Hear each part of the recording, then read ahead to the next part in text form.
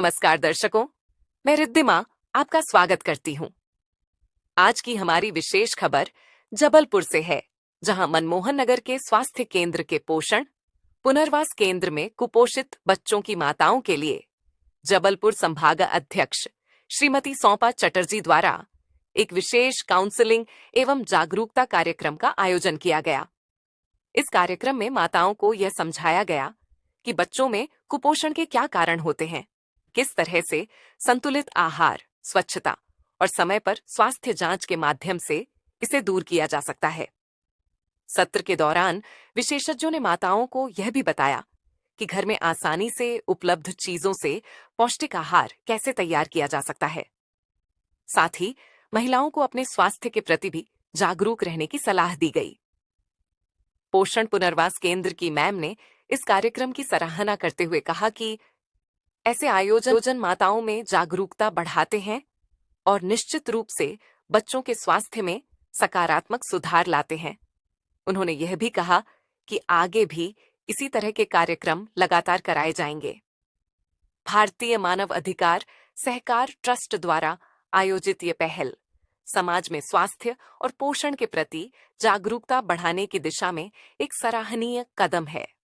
स्वस्थ माँ, स्वस्थ बच्चा, यही स्वस्थ भारत की नींव है।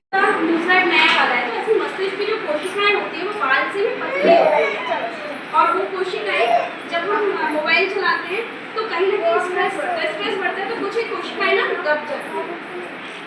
तो उससे क्या होता है कि ऑक्सीजन प्रॉपर नहीं पहुंच पाता और हमारे बच्चे का ब्रेन जो है वो डेवलप नहीं हो पाता। तो क्या है, मोबाइल एक सबसे बड़ा बीमारी का कारण है। आप लोग ये मत समझो, थोड़ी मेहनत जरूर करनी पड़ेगी अपने बच्चे के साथ में, लेकिन मोबाइल बिल्कुल मत दीजिए। वो खाएगा खाना, पहले बच्चे खाना नहीं खाते थे बिना मोबाइल खाते थे। तो पहले तो टेक्नोलॉजी से उसके लिए आपको मेहनत करनी पड़ेगी। आप टीवी देखिए, टीवी में कार्टून आते हैं, पंचतंत्र की कथाएं आती हैं। जब आप पंचतंत्र की कथाएं आप देखेंगे तो टीवी थोड़ा वीडियो ना लीजिए, आप लोग पंचतंत्र की कथाएं देखिए। जब आप कथाएं देखेंगे तो क्या होगा, उससे दो चीजें होंगी। एक तो आपका मन प्रसन्न होगा, दूसरा बच्चे को भी उसमें जो मॉरल स्टोरीज होती हैं, मॉरल स्टोरीज से बच्चे बहुत कुछ सीखते हैं, है ना। बच्चे क्या होता है, एनिमेटेड जो कार्टून होते हैं वो देख के ना उनको बहुत अच्छा लगता है। तो आप भी देखिए, आज यहाँ पे एनआरसी में आपने देखा होगा एनिमेटेड चीजें लगी हुई है 3D। तो ये इमेज देख देख के बच्चे खुश होते हैं। तो आप जब टीवी लगाओ तो टीवी में कार्टून लगा दो, थोड़ी देर आप देखो तो बच्चा भी आपके साथ देखेगा। यदि आपने मोबाइल चलाया तो बच्चा भी मोबाइल चलाएगा, क्योंकि बच्चे वही करते हैं जो हम करते हैं। तो आपको क्या करना है, थोड़ी बच्चों को मेहनत करनी है। अपने काम से आप फ्री हो गए, यदि इम्पोर्टेंट है तो जो आपको इम्पोर्टेंट है वो मोबाइल में किया, उसके बाद आपने टीवी चालू की, कार्टून्स लगाए, पंचतंत्र की कथाएं लगाई, उसमें राइम्स आती हैं, कहानियाँ आती हैं। हम खुद भी देखते हैं वो कहानियों में, आप कहानियाँ देखिए, आप देखिए आपका बच्चा कैसे डेवलप होगा, आपको खुद भी नहीं पता चलेगा, ठीक है। और उससे आप भी खुश रहोगे। जब आप खुश रहोगे तो आप अपने बच्चे के लिए, अपने परिवार के लिए बहुत कुछ कर पाओगे। ये तो बच्चों के कुपोषण का था। अब कहीं ना कहीं यहाँ पे माताएं भी कुपोषित हैं। अब बच्चों के लिए तो एनआरसी खुल गई, माताओं के लिए क्या करेंगे? माताओं के लिए ये करें कि आप खुद को अच्छे से रखें। खुद को अच्छे से कैसे रखें? जितना खाना आप घर के मेंबर के लिए बना रहे हो उतना ही खाना आप अपने लिए भी बनाएंगे। क्यों? सिर्फ घर के मेंबर को सही रखना हमारा काम नहीं है, खुद को भी तो स्वस्थ रखना हमारा काम है। एक बिल्डिंग का बेस है, यदि वो बेस कमजोर होगा तो बिल्डिंग अच्छी बनेगी। तो जो घर की महिलाएं होती हैं वो घर का बेस होती है ना। तो जब आपका बेस ही कमजोर होगा तो आपके घर की बिल्डिंग अच्छी नहीं बनेगी। तो आप लोगों को भी खुद को स्वस्थ रखना बहुत जरूरी है। जब आप खुद स्वस्थ होंगे तो अच्छा खाना खाइए। हम लोग क्या करते हैं, सिर्फ दाल चावल, अरे यार कौन खुद के लिए सलाद काटे, कौन खुद के लिए ये करे, नहीं। जितना आप अपने घर के बुजुर्गों का, अपने पति का, अपने बच्चों का ध्यान रख रहे हैं, उतना खुद का भी ध्यान रखिए।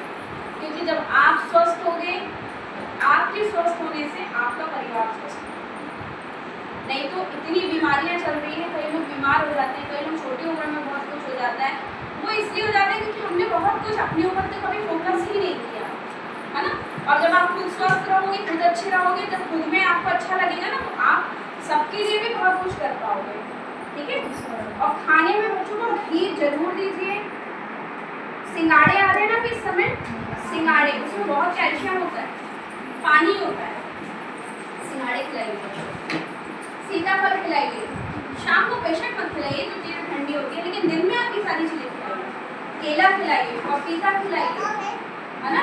जो सीजनल फल है, मखाने, यदि आपको मखाने इजी मिल जाते हैं, आप मखाने खिलाइए बच्चों को। घी में ऐसे फ्राई करके दीजिए, घी नहीं तेल में फ्राई करके दीजिए। गुड़ आप लोगों ने अपने खाने में आजकल सब लोगों ने गुड़ को भूल गए ना, कोई नहीं खाता गुड़। पहले के लोग ठंड में गुड़ के लड्डू बनाकर रखते थे, जरूरी नहीं थी वो डिलीवरी के टाइम ही खाएंगे। पहले के लोग बनाकर हमेशा रखते थे, ताकि जब भी ठंड आएगी तो गुड़ के लड्डू खाएंगे। उसमें क्योंकि गोंद हुआ करता था, बहुत सारी चीज़ें होती थी जो आपको आपकी इम्यूनिटी को स्ट्रॉन्ग करती थी। ठीक है। तो गुड़ खाने के बाद में एक जगह गुड़ का जरूर लीजिए बहुत अच्छे से, है ना। उससे आपका आयरन बढ़ेगा। बच्चों को भी दीजिए, आप भी खाइए, बच्चों को भी दीजिए, है ना। ड्राई फ्रूट्स में जो आपको लगता है कि हम इतना एफर्ट कर सकते हैं, तो जो आप एफर्ट कर सकते हैं वो चीज़ें बच्चों को खिलाइए और खुद भी खाइए। ठीक है। और घी हर 2 चम्मच, बच्चा मांगे या ना मांगे, हर 2 चम्मच घी उसको डालकर अपन को देना ही है, क्योंकि उसकी ये मजबूत होंगे, जब उसकी हड्डियाँ मजबूत होंगी तो बच्चा अच्छे से चल पाएगा, है ना। और जब बच्चा अच्छे से चल पाएगा तो क्या होगा, आप भी खुश होंगे ना, हमारा बच्चा स्वस्थ रहेगा, हमें डॉक्टर के पास नहीं जाना पड़ेगा। डॉक्टर से मिलने जाइए पर दवाइयों के लिए मत जाइए। और अभी आपने कोल्ड ड्रिंक सिरप देखा होगा, सुना है कोल्ड ड्रिंक सिरप के बारे में? छिंदवाड़ा में जिन बच्चों की डेथ हो गई थी, तो ऐसे कोई सिरप मत लीजिए, है ना। क्योंकि अपन क्या करते हैं, डॉक्टर के पास नहीं जाते, चले जाते मेडिकल स्टोर, कोई दवाई लेकर आते हैं। नहीं, आपको प्रॉपर डॉक्टर को दिखाना है, प्रॉपर डॉक्टर से बात करके और वो चीज़ देनी है। फोन आगे लीजिए, पकड़िए ना तो। नहीं, ठीक है। कैसा लगा आपको? अच्छा लगा? तो बच्चे को आप सुबह से क्या हुए, 2 बार खाना नहीं देना है, कम से कम 3 से 4 बार बच्चे को खाना देना है। सूजी का हलवा बनाइए, सूजी का दलिया बनाइए, दलिया दीजिए, दलिया में खिचड़ी बनाकर दीजिए। और खिचड़ी कैसे एकदम पतली थोड़ी सी, पालक डाल दीजिए, भाजी डाल दीजिए। मतलब वो कहते हैं पहले के लोग कहते थे घी जाएगा तो खिचड़ी में जाएगा, तो सब्जियां रहेगी तो खिचड़ी में रहेगी। तो खिचड़ी बनाकर खिलाइए बच्चे को आप, और बच्चे को बहुत अच्छे से खाना खिलाइए। और मेरा आप चाहो तो नंबर भी रख सकते हो, है ना। आप मेरा अपन ने बोला, कई बार हम बोलते हैं ना, अरे यार ये तो बुद्धू ही है, इसका दिमाग ही नहीं चलता, बोलते हैं ना अपन सभी लोग यही बात बोलते हैं कि बच्चा तो बुद्धू रह गया है, इसका दिमाग ही नहीं चलता। वो देखो छोटा बच्चा, दूसरा बच्चा देखो कितना काम करता है। गलती उस बच्चे की नहीं, गलती हमारी। हमने छोटे से लेके बड़े होने तक ध्यान दिया, और हम ये सोचते रहे कि बच्चा बड़ा होगा, पानी नहीं आएगा, बड़ा होगा नहीं होगा।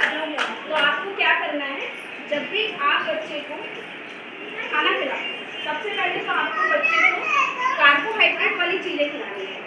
आपको पता है कार्बोहाइड्रेट किसमें किसमें होता है? आलू हुआ, है ना, आलू हुआ, केला हुआ, पपीता हुआ, है ना। पपीते में तो बहुत सारी चीज़ें होती हैं। सकला होता है ना, सकला अपन लोग सकले को सिर्फ कैसे यूज़ करते हैं, सिर्फ उपवास में, इन सब चीज़ों में यूज़ करते हैं, लेकिन ऐसा नहीं करना है। आप बाकी टाइम पे भी आप सकला यूज़ कर सकते हो। चावल का माड़, पहले के लोग आपने भी सुना होगा, देखा होगा, लोग बोलते थे हम लोग तो चावल का माड़ खा के बड़े हो गए। तो पता क्यों वो बड़े हो गए? क्योंकि चावल के माड़ में इतना स्टार्च होता है और इतना कार्बोहाइड्रेट होता है कि वो आपके बच्चे को कुपोषण से बचाता है। ठीक है। तो चावल का माड़, दाल का लोग आज भी बोलते हैं दाल का पानी, दाल का पानी नहीं पिलाना है, दाल के पानी में कोई पोषण नहीं मिलेगा। आपको सॉलिड दाल खिलानी है, मतलब दाल को जैसे अपन ने उबालने के बाद उसमें 2 चम्मच घी डालिए और बच्चे को खिलाइए। खिचड़ी में बीन्स देखा होगा, आप लोग गाँव में रहते होंगे तो बीन्स, बरबटी, ये सारी चीज़ें बहुत ईजिली मिल जाती है और फ्रेश मिलती है। आप इन सबको खिचड़ी में बनाइए और खिचड़ी में बनाकर बच्चों को खिलाइए। तो इससे भी क्या होगा, बच्चे का कुपोषण कहीं ना कहीं दूर होगा। तो आप यदि बच्चों को अच्छे से खाना खिलाते हैं, हम सब यही सोचते हैं हमने खिलाया तो है। कई बार बच्चों के अपनी भी भ्रांति होती है कि बच्चा ना दादा के साथ खा लिया, पर बच्चे ने दादा के साथ कुछ नहीं खाया, क्यों? क्योंकि दादा ने एक बार खिलाया, बच्चे ने 2 बार में से आधा बार खाया और आधा बार खाने के बाद वो इधर-उधर चला गया। लेकिन अपने दिमाग में तो यही रहा कि बच्चे ने खाना खा लिया है, लेकिन अपन को ऐसा नहीं करना। अपन को क्या करना है, बच्चे के जैसे अपन 3 टाइम का खाना खाते हैं ना, तो अपने को भी 3 टाइम की 4 टाइम की बच्चे की खाने की आदत डालनी है। और खाने की आदत कैसे डालनी है? आपको प्रॉपर उसको थाली लगा कर देनी है। फेंकेगा बच्चा, खेलेगा, थोड़ा फैलाएगा, लेकिन आपको क्या करनी है? थाली लगानी है बच्चे की थाली लगाइए, और उससे आपको ये पता चलेगा कि हमारे बच्चे ने अभी कितना खाना खाया है, उसकी कितनी मात्रा अभी बाकी है। जब आप उसको प्रॉपर खाना खिलाते हैं, प्रॉपर खाना थाली लगाकर देते हैं, आपको भी पता होता है कि हमारे बच्चे को अभी हमें और कितना देना है। लेकिन यदि हमने ये सोचते ही नहीं है बच्चे ने इसके साथ खा लिया, उसके साथ खा लिया, तो हमें कभी भी पता नहीं चल पाएगा कि हमारे बच्चे का पेट भरा या नहीं भरा। सूजी में भी बहुत ताकत है। आप सूजी को खिलाइए, अभी ठंड आने वाली है, बहुत सब्जियां आएंगी मार्केट में, जितनी आप वेजिटेबल दे सकते हैं ककड़ी खिलाइए, पपीता खिलाइए, कच्चा पपीता खिलाइए, है ना, फल खिलाइए। लेकिन जितना आप उसको वैरायटी, बच्चे को एक खाना कभी मत, आपने एक ही खाना दिया तो बच्चे से एक ही खाना खा के बोर हो जाए। आपको मेरी कोई रोज दाल चावल देगा, आप नहीं खाओगे, है ना। तो आपको रोज वैरायटी ऑफ मतलब खाने में बहुत वैरायटी करनी है, वैरायटी देनी है खाने में। घी पहले के लोग बोला करते थे कि हम घी खा खा के मजबूत है, लेकिन आज के लोग घी नहीं खाते। तो आपको बच्चों को भी घी देना है और खुद को भी घी खाना है, ठीक है। तो अच्छे से बस खाने का रूटीन जो है वो थोड़ा सा बदलने की जरूरत है। फिर आप देखिए आपको एक मैडम के साथ एक सेशन ले लेते हैं, रहते हैं तो 4-10 मिनट यहाँ भी दे लो।